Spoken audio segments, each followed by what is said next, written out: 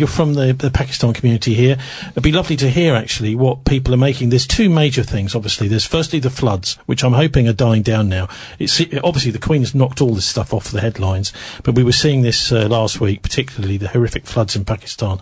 But then also, of course, the political situation with Imran Khan. So take it in whichever direction you wish, Farooq. Yeah, you want me to start now? Okay, so let's start right at the beginning. It is a little bit complex. I'll come on to the floods afterwards.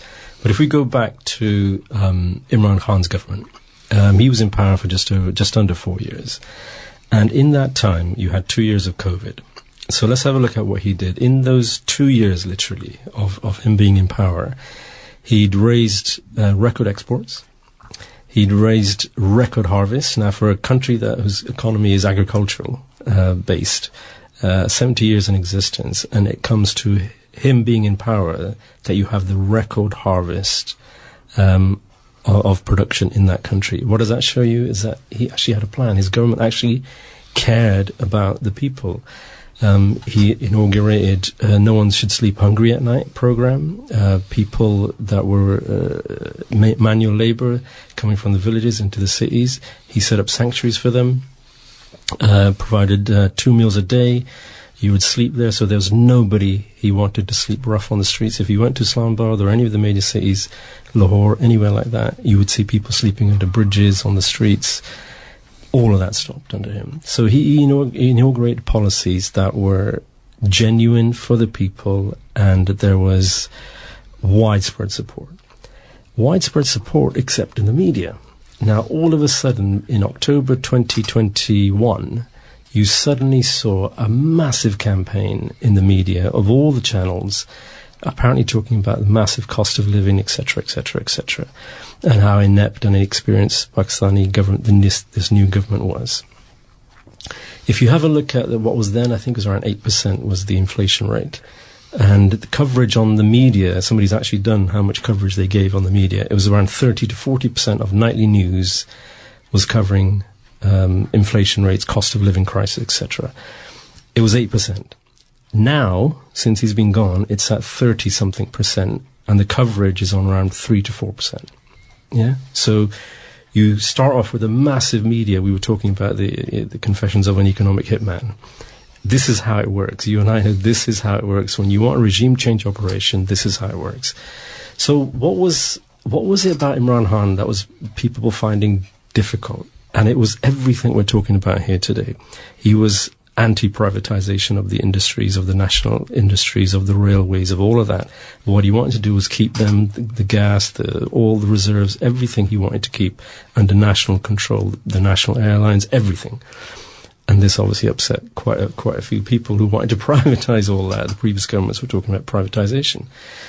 And then all of a sudden, I think it was in February 2022, suddenly the big question mark. In October 21, what also started happening was the American ambassador to Pakistan suddenly started meeting Imran Khan's coalition government, members of Imran Khan's coalition government.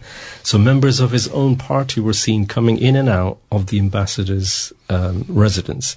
People started asking questions. Well, what have you got to talk about? What did you talk about? Oh, we just had dinner. Oh, we just had this. There were 20 people that were photographed coming in and out. Those 20 people, coincidentally, 4 months later, tabled a no-confidence motion against Prime Minister Imran Khan. In addition to that, Under Secretary of State for America, Donald Lu, actually wrote, there's a set of minutes with the Pakistani ambassador to the US, where he directly threatens the Imran Khan government, and he says to the ambassador, Pakistani ambassador, remove Imran Khan through a no-confidence motion, which hadn't been tabled at the time, and you'll be forgiven, i.e. the opposition will be forgiven who were corrupt. Coincidentally, a few days later, literally, a no-confidence motion is tabled, and it proves to be successful. Now, even the opposition, who is now in government, will tell you that a no-confidence motion has never been successful in Pakistan unless the army supports that no-confidence motion.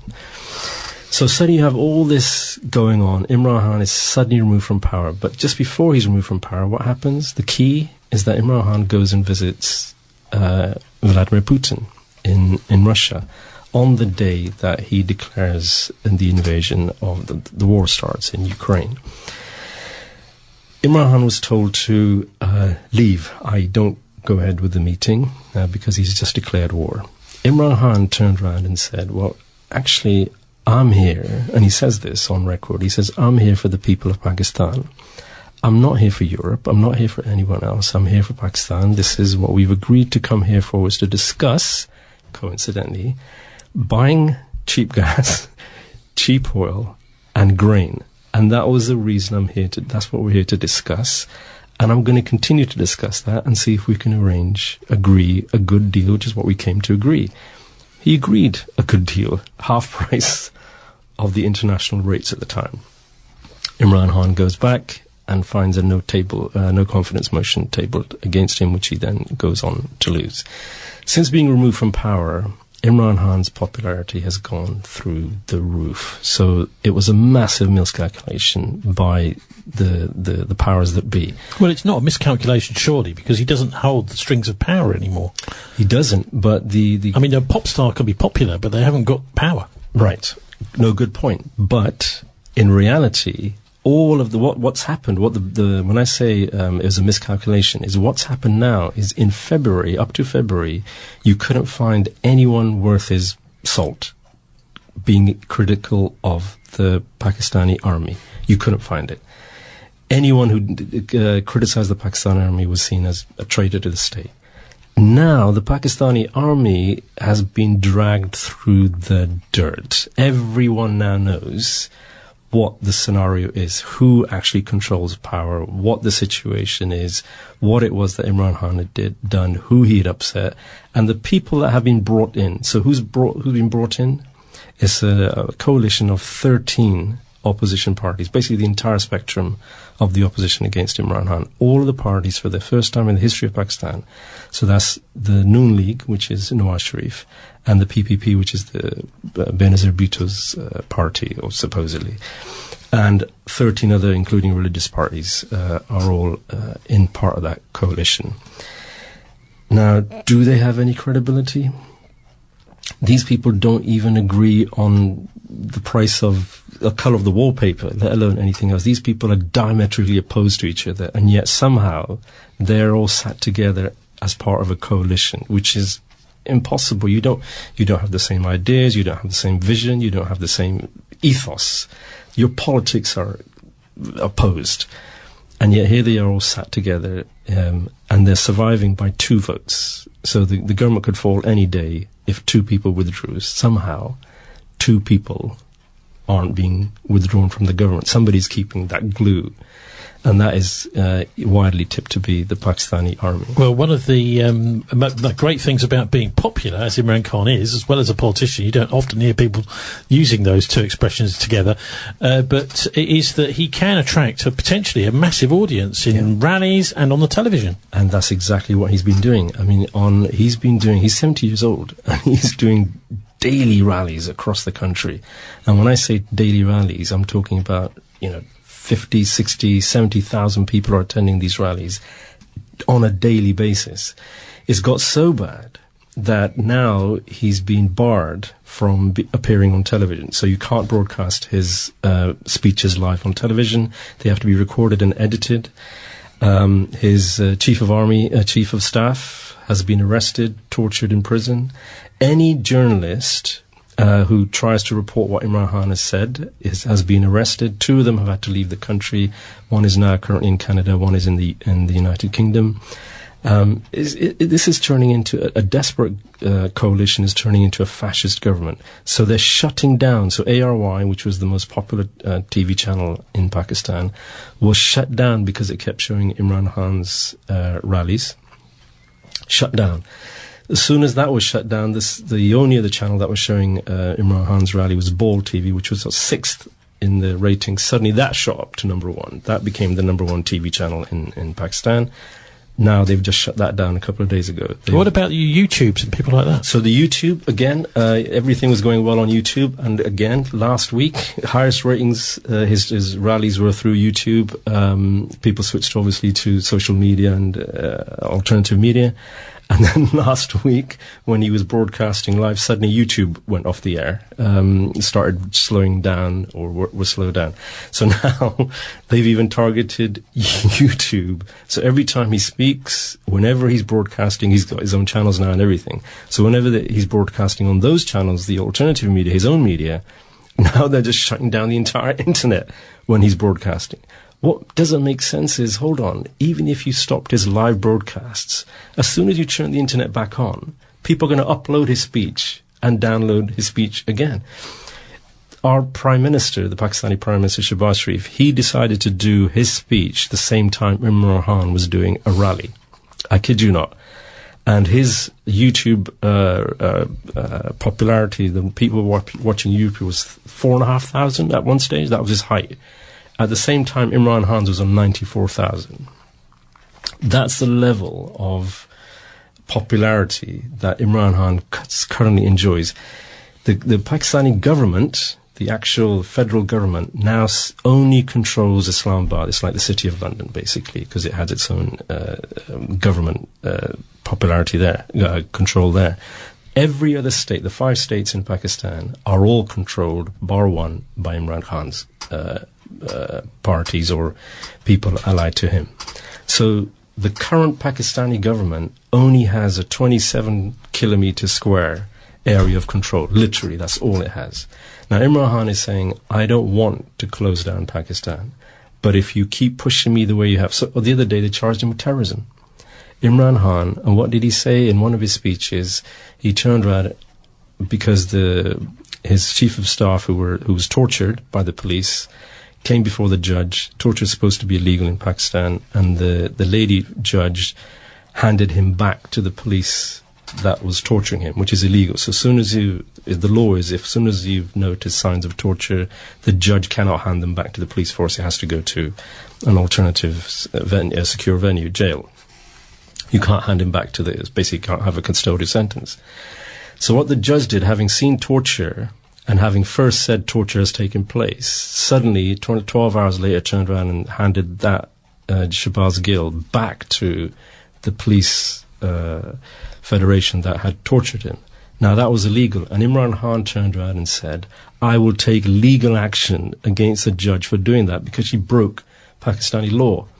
Because he said that, that was the statement they used to charge him with terrorism. And their justification is he's terrorizing the judges. Now, it's a mockery. And as it's going through the justice system now, and even the judges are now saying, you're making a mockery of the terrorism law in Pakistan, that you're charging someone. Has he carried a bomb? Has he threatened anyone physically, violently? None of that. But they're pursuing the terrorism charge against him. That's how desperate they have the current system in power has become.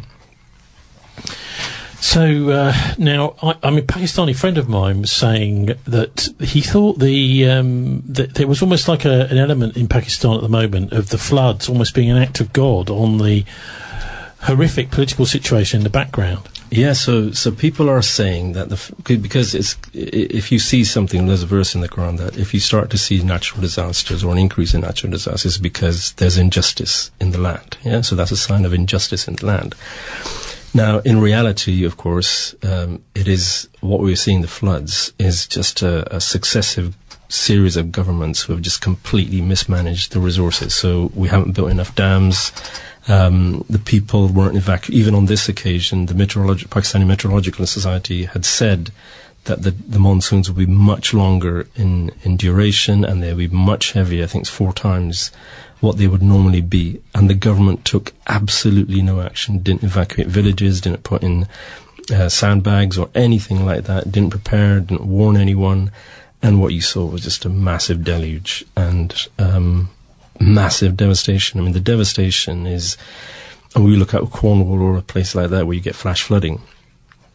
Imagine the whole of the United Kingdom underwater. That's exactly the size in Pakistan that is currently underwater as we speak. And because the soil was absolutely baked, we're not expecting those floodwaters to die down for months. I mean, that is hard soil underneath. It's going to take quite some time for those floodwaters to die down. And the reaction from the federal government, the current government, I mean, because they're not interested. They're just barely holding on to power. They're doing everything they can to hold on to power. They've done nothing. And when I say they've done nothing, all they've done is photo opportunities. There's video evidence after video evidence after video evidence. They come down. Here is Sindh, for example, which is the state most affected by the floods. You see government people setting up a camp, so-called camp. They invite selected refugees to come to these camps. They take pictures of them handing out some food. And then as soon as the pictures are over, you've got normal people videoing this, and they're just packing up the relief camps and just going off to the next place to get a next photo opportunity. So they're not interested in this at all. Imran Khan has done 2 telethons. The government hasn't done any. He's raised equivalent of 20 million per night. So he's about $40 million in 2 hours, two 2-hour telethons. The Pakistani government hasn't raised anything, hasn't even done the equivalent of a telethon. And what they did in the second telethon, can you believe? They blacked out his telethon. That's how desperate they are. That not only are they not doing anything for the people themselves, they're actually stopping anyone else from taking action to help those people. So anyone listening now, whatever you do, if you're donating to Pakistani floods, don't give it to the government, because they're honestly not interested, and no one is giving to the government. The government refuses to say how much money they've actually got. And they're refusing to do telethons because they know nobody's going to give them money. That's how inept and completely irrelevant they are at the moment. But I know many Pakistanis, probably more than British, are very politicised. They do follow the politics of their country very closely. How do you think this situation with Imran Khan is going to resolve itself? Well, there's two. People have been talking about they may assassinate him. That's a possibility. It's happened before. He could be arrested. He could be charged. This terrorism charge could be pushed all the way through the end, and other charges where they could ban him from politics. That's a possibility. So they're trying to basically make him a fugitive in his own country that he really should be president of. Exactly. And he's got no assets abroad. So he's saying, if you want to fight me, I'm going to fight. I've got nowhere. I'm not going to run away like the opposition, where they've got flats in Avonfield, the most popular, most expensive flats in London and things like that. He's got none of that. All of his assets are in Pakistan, and he's turned around and he said, if you want to kill me, I'm ready to fight me and kill me. Arrest me, put me away in prison for life. I've got nowhere. I'd rather die than live under your government. Yeah?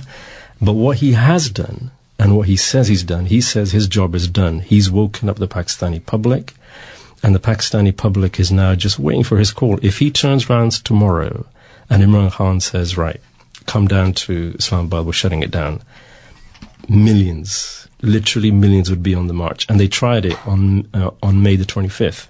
He gave a call and he said, we're going to shut down Islamabad. And what the Pakistani government, with the support of the army, did in shutting down those, they blocked the roads, they used tear gas, they carped roads, can you believe, mixed glass with the tarmac and re-tarmac the roads, the bridges, so you couldn't cross over. That's the level of trying to suppress the Pakistani public.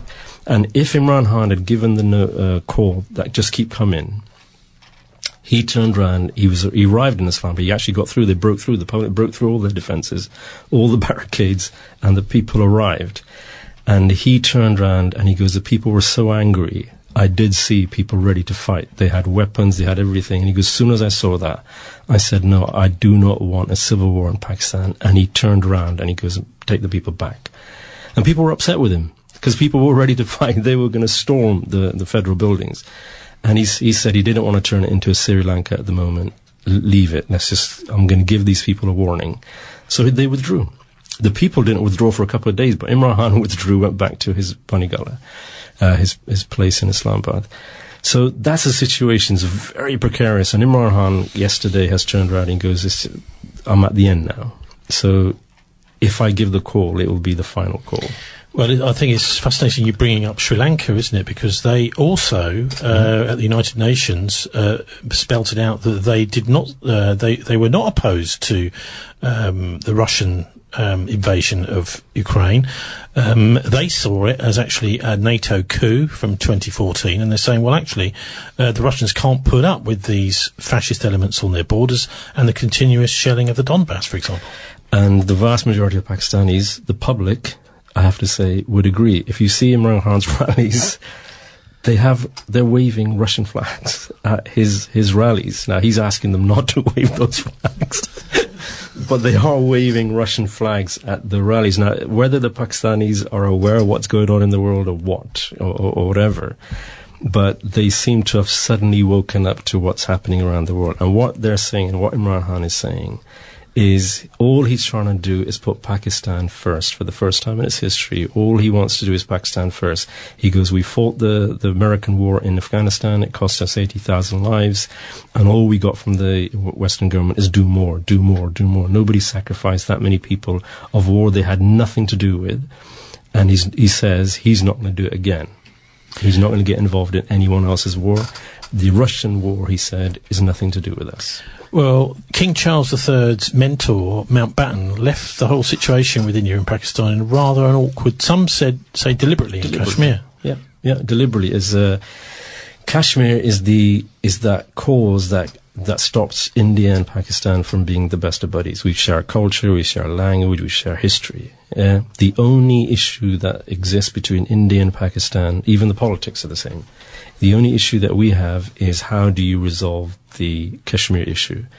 Now, Pakistan's version is that we should go by what the UN has promised, which is a vote. Let the people in Kashmir decide who they want to be with, whether they want to be with Pakistan, whether they want to be with India, or whether they want to be independent. That's what Imran Khan's now added to that publicity. He's saying that I'll even accept the fact that if they want to be independent, we'll let them be independent.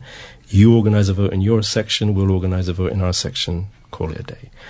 The difference is that the Indian-occupied Kashmir has currently got 600,000 Indian soldiers stationed just in Kashmir, which is just slightly bigger than Wales. Yeah, so just imagine that.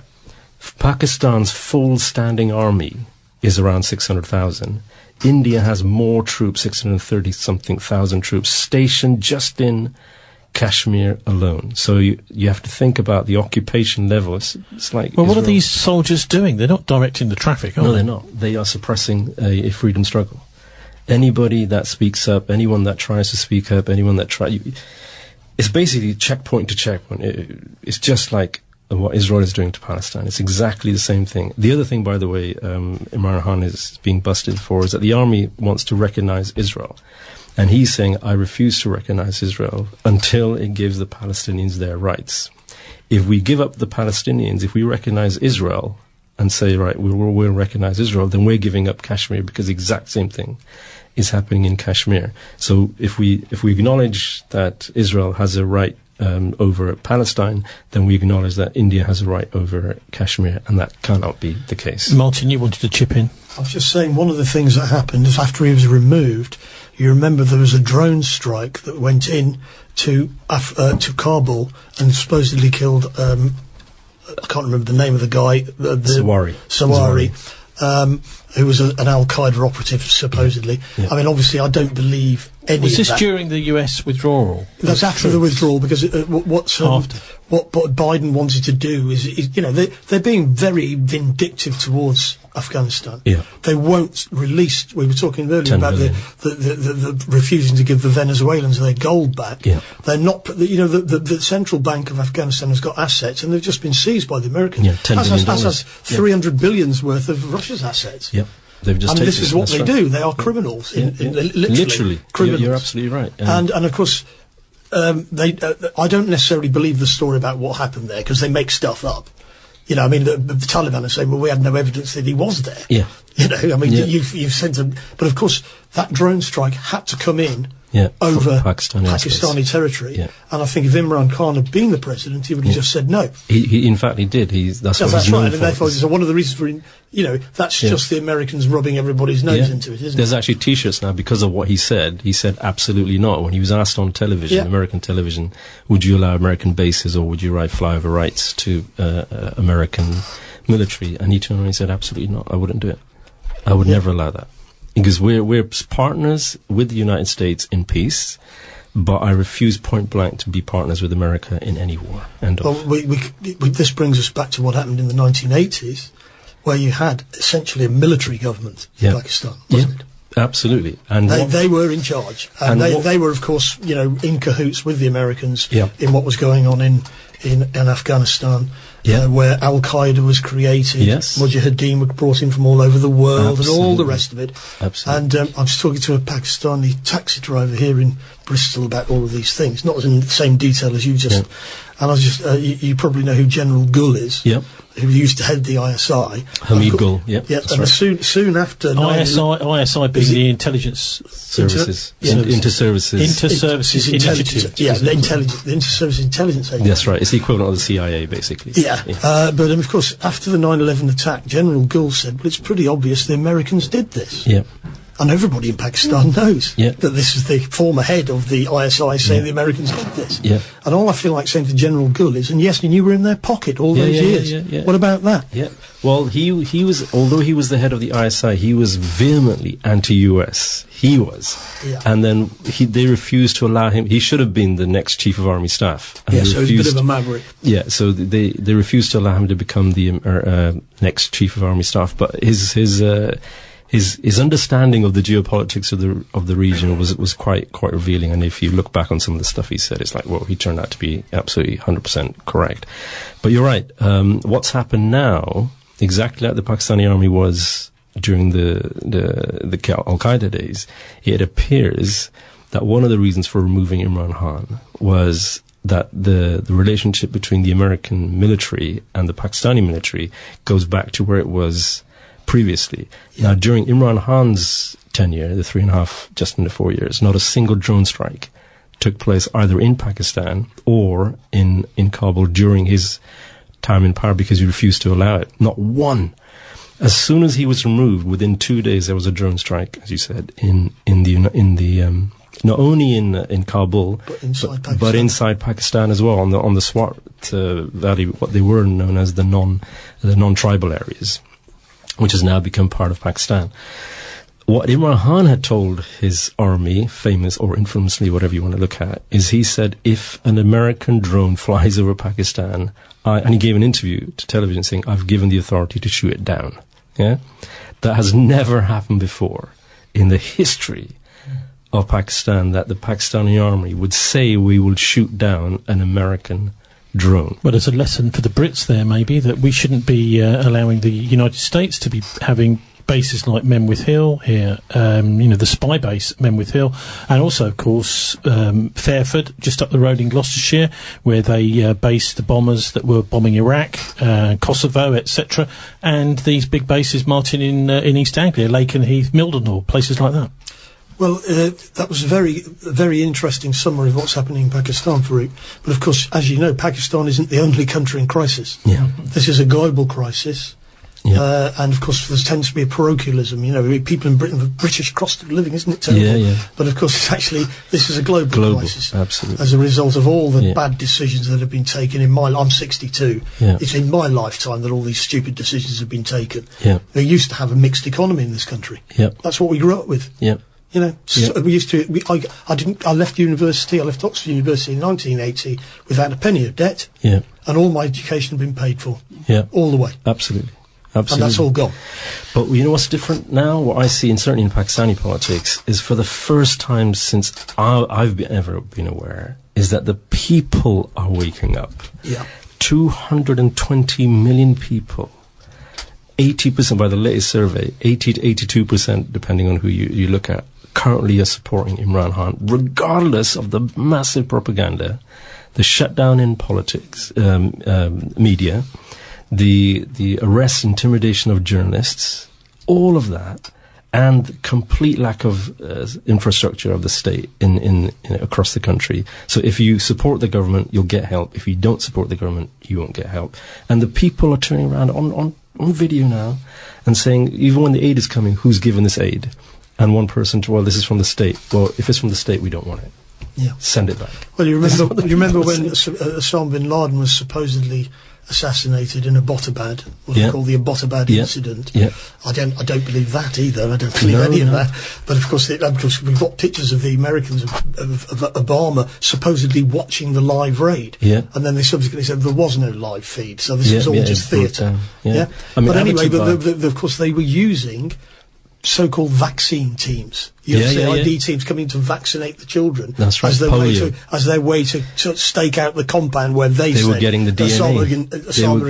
They were getting DNA, and as a result of the fact of doing that, what they ended up doing, so using what was supposed to be for the people, they were using those polio vaccination camps, which were encouraging people to come forward and get vaccinated for polio, which is a problem in Pakistan. It turned out they were using that to get the DNA of all the people in the area where they said they thought he was, to get certain people, and eventually that's how they found it. But people turned against the doctors that were providing polio vaccinations. So now in those tribal regions, you cannot deliver polio vaccinations to the people because they mistrust them, because they see it's a CIA program. These are all of these, intended and unintended consequences of these evil machinations, aren't they? Yeah, absolutely. Well, anyway, what we've been talking about is largely Michael Hudson stuff, isn't it? I mean, the idea that some parts of the world have finance capitalism ruling, where money basically is God, and money can buy you. It can buy you a television station. Money can buy you a government. It can bribe you a politician. It can buy you a lawyer. It can bribe and buy you a judge. It can buy you a military. Yeah. In fact, money goes, political party. Why doesn't the money just buy you a political party? And on the other side of the divide is the people who go for these traditional mixed economy, what Michael Hudson calls industrial capitalism. And I just found that interview that he did, and we played, I think I put a link up to it on last week's show as well, so enlightening as to this, what's really going on in Ukraine is actually one of the front lines in this battle between these two different systems. One is where you vote for a government that actually organises the infrastructure of the country to benefit the nation, and the other one where you're voting for, it doesn't matter who you vote for, because actually both sides are in the pay of the City of London, Wall Street, and the financial system, because they buy everything up that opposes them. And last week we had we talked about it, but we didn't actually have a clip. I looked all over the internet to try and find a clip of Putin's speech to the Eastern equivalent of the World Economic Forum, which is called the Eastern Economic Forum, which took place last week in Vladivostok. To try and find an English translation was impossible. So you know what I did? I put some subtitles on it and I voiced it up myself. So here is me being Vladimir Putin, giving a short extract of his speech that he gave to the Eastern Economic Forum, which I think is very enlightening about where quite obviously, China and the East is on the up. They're doing very well economically. And, of course, this is one of the reasons why the United States is getting annoyed and getting angry and threatening countries, because it is going down. I've already mentioned that the entire system of international relations has recently undergone irreversible tectonic shifts. Emerging states and regions around the world, primarily, of course, in the Asia-Pacific region, now play a substantially bigger role. Asia-Pacific countries emerged as new centres of economic and technological growth, attracting human resources, capital and manufacturers. Despite all that, Western countries are seeking to preserve yesterday's world order that benefits only them and forces everyone to live according to the rules which they themselves made up. They are also the ones who regularly violate those rules, always changing them to suit their agenda.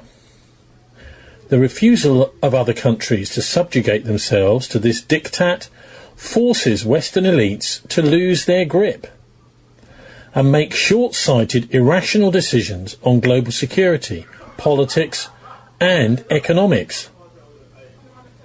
All these decisions run counter to the interests of all countries and people, including the people in Western countries.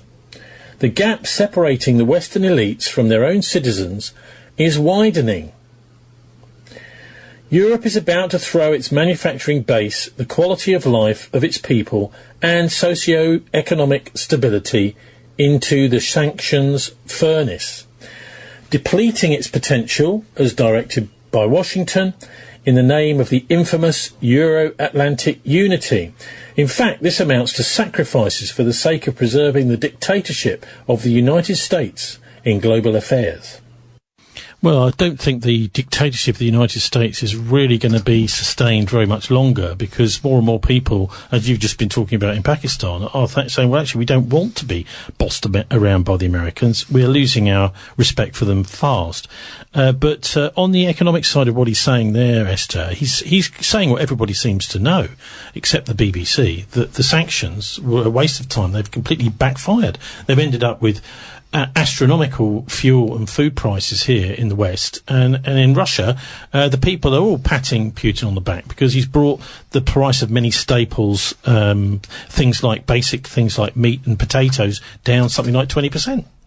Yeah, we in the West are paying for the sanctions on Russia, clearly.